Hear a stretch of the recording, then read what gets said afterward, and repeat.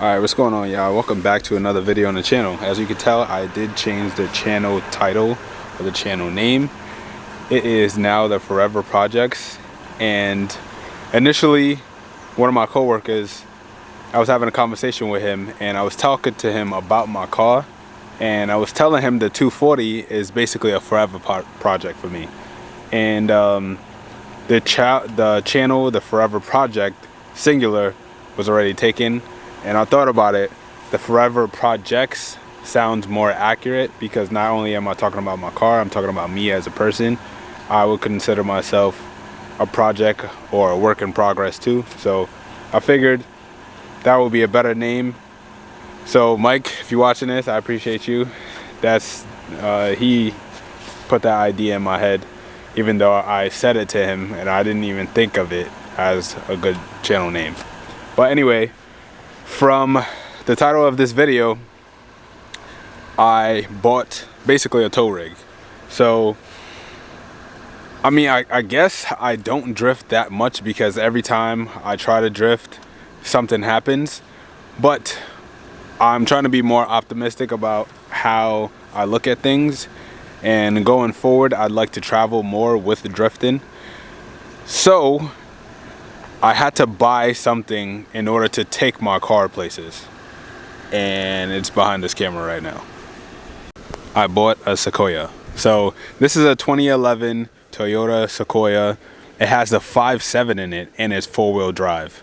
This is the limited edition, so it came with 20-inch wheels, which I think is crazy because I looked up tires for this car. The tires that are on this car right now is almost $400 a tire, which is wild. But I got it from Connecticut.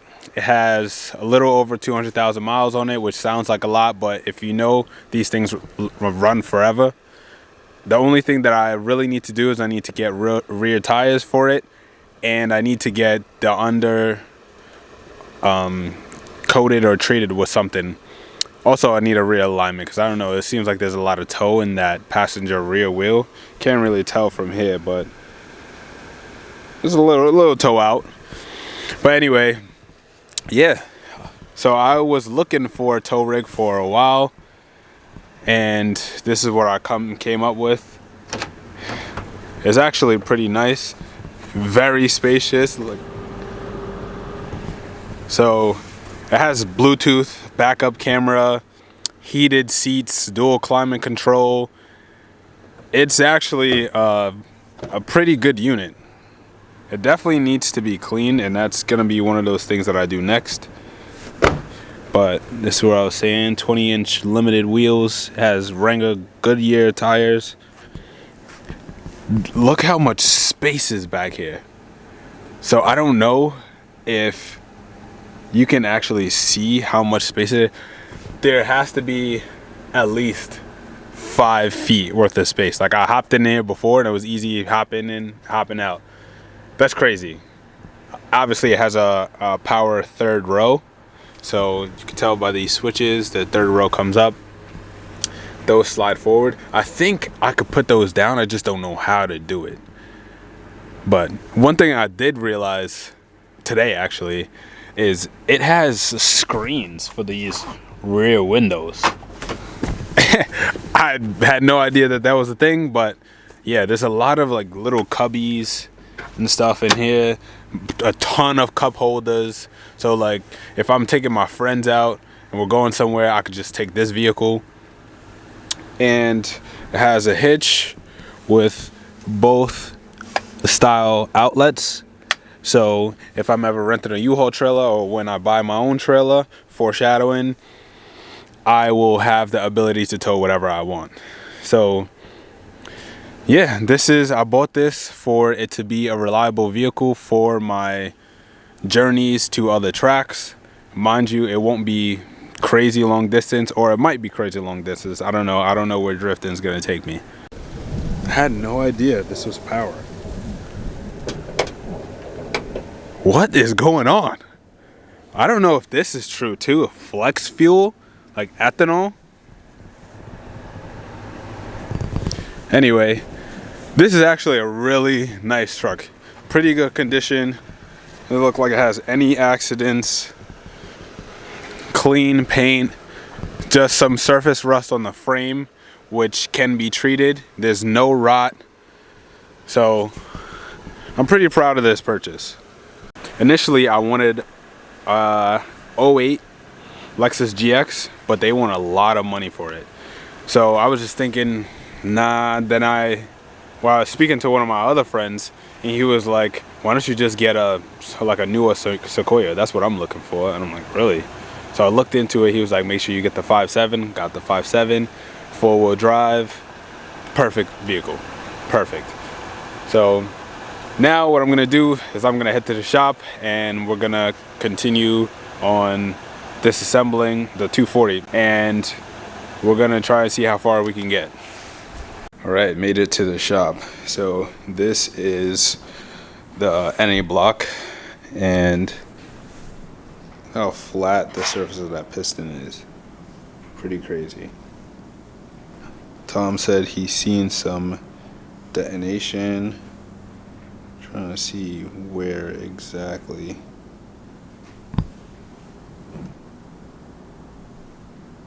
I'm not even sure. This is the old head gasket, and what's interesting is usually there's a portion that comes here, but there is no portion. It's just, that's all RTV right there. The RTV that I filmed on the inside, which is crazy. So hopefully the cylinders are good.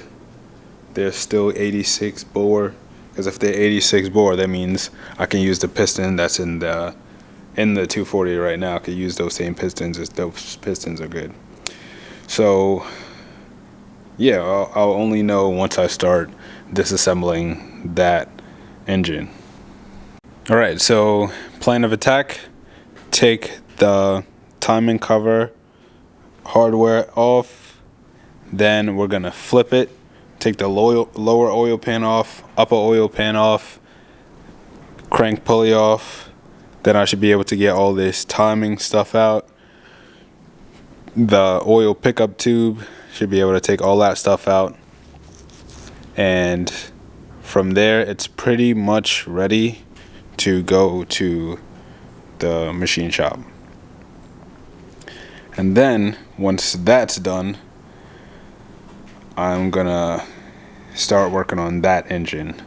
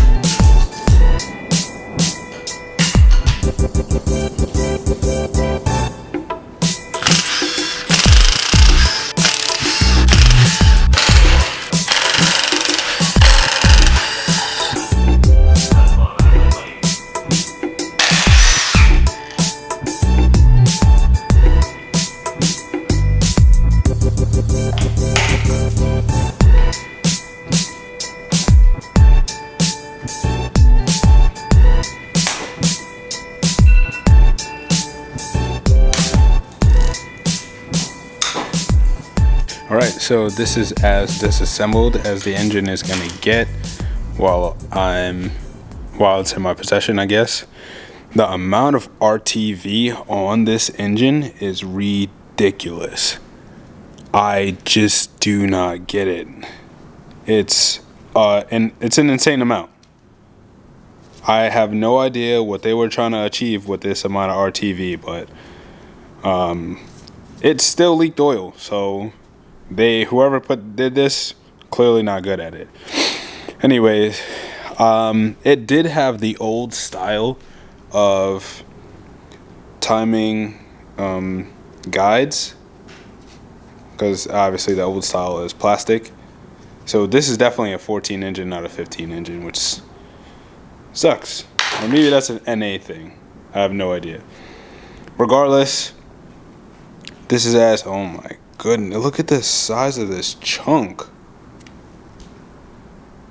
the RTV is ridiculous. I know I need to start dwelling on it, but it's whatever. But anyways, so I'm just gonna flip this over real quick. See the bottom side. There's really no play. And the 4, and then 3, and 2,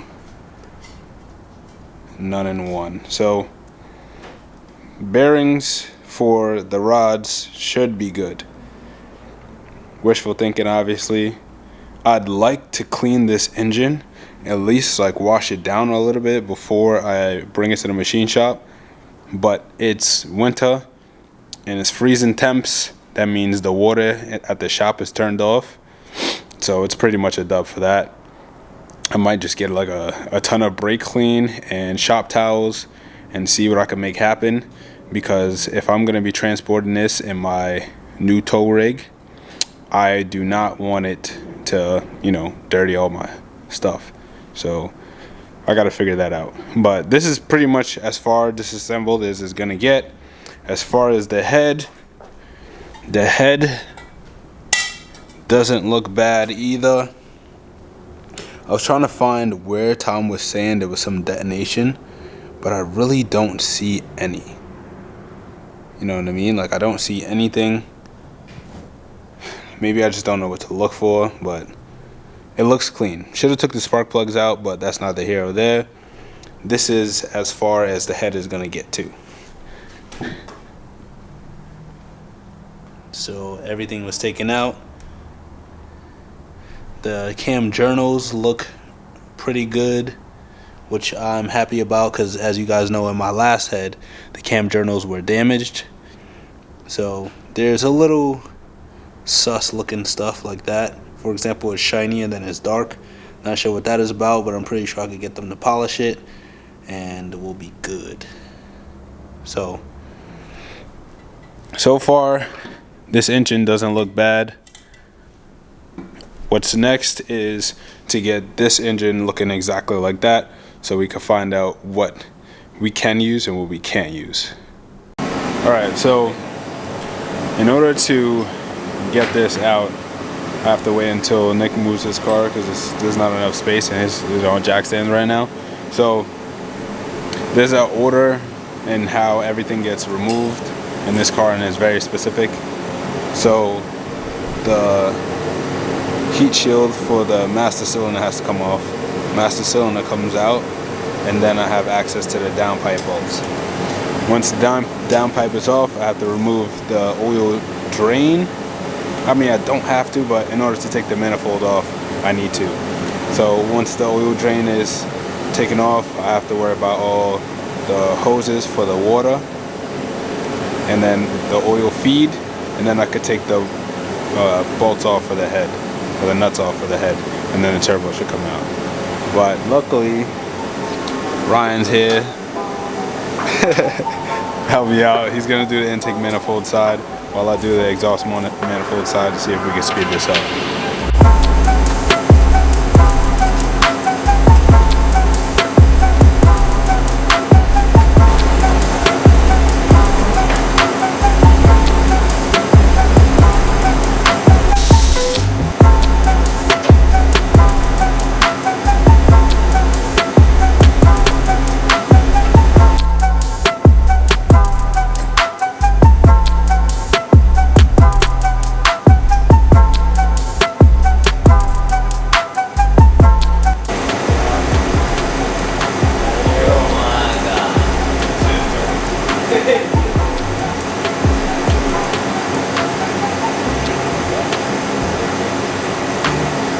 Alright, so I just found this, huh? Yeah, just found this. Let's see if it'll focus. This is the rod for cylinder 3. Yeah, but as you can tell, the bolts are still in. So maybe it was over torqued. That's what Ryan was thinking. But yeah, man.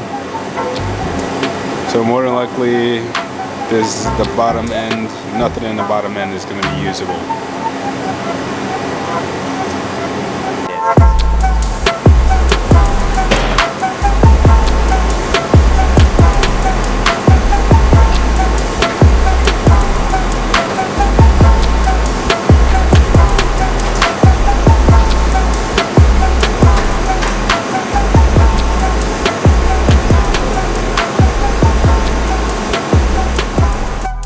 Alright, so in continuation of this video, the engine really needs to be pulled.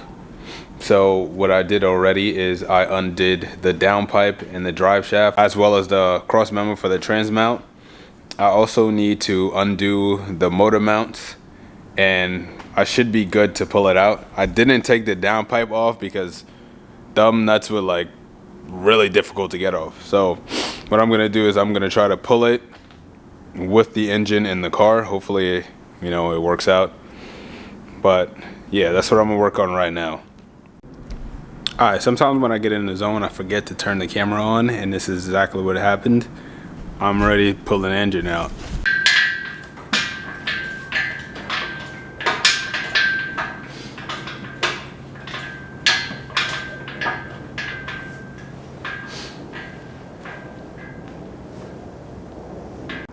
Alright, initially I thought I had to wait until Nick moved his car in order to get the engine out, but I didn't. So instead of coming straight back out with it, I went out a little bit and to the left, out a little bit to the left until I got it completely out. So yeah, the engine's completely out, and you still can't really see the damage. I would have to pull the starter off, at least on this side, and the turbo is still on the other side. So let me pull the starter off quick and see if I can show you. Alright, so with the starter off, you can clearly see the hole in the block, and it's hard to tell, but you can see the crank as well. Oh, you can even see that it blew a hole through the bottom as well. See if you can see that. Yeah, that's straight to the floor. So the upper oil pan is toast. And that's just one side, which is crazy. So what I'm gonna do before I leave the shop for the night is I'm gonna try to put this engine on the engine stand, only because I kind of don't want to leave it here on the floor. So I'll get the trans off, pressure plate, clutch, flywheel, and I'll put the engine on the engine stand. Yeah, all of that is gonna be off camera, by the way, because it's too cold to be back and forth with the camera stuff. Alright, so with the hot side, or the exhaust side, leaned over, you can see more of the damage. Like, is this a focus? That's the crank on the inside. Crank is toast, completely toast. And on the bottom, there's a hole in the up oil pan. So I will be tearing into this very soon. I'm not sure if it's gonna be in the next video or in the same video, but it looks like overall the turbo is good, manifold is good, surprisingly, because given the area, it's exactly where the turbo is, especially that center section. So I'm very surprised that it survived. It did hit the engine mount bracket. You can see a little damage right there, but beyond that, yeah, so should still be able to use my turbo, which is good because I didn't want to buy another one.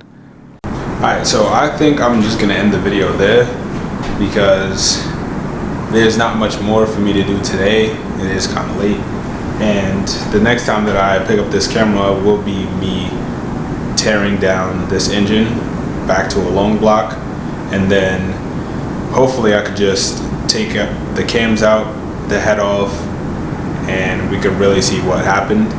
Still don't understand why the piston is still in the cylinder, but I can also take off the lower oil pan and the upper oil pan and see what's up with that, because I should be able to see through the cylinder from underneath.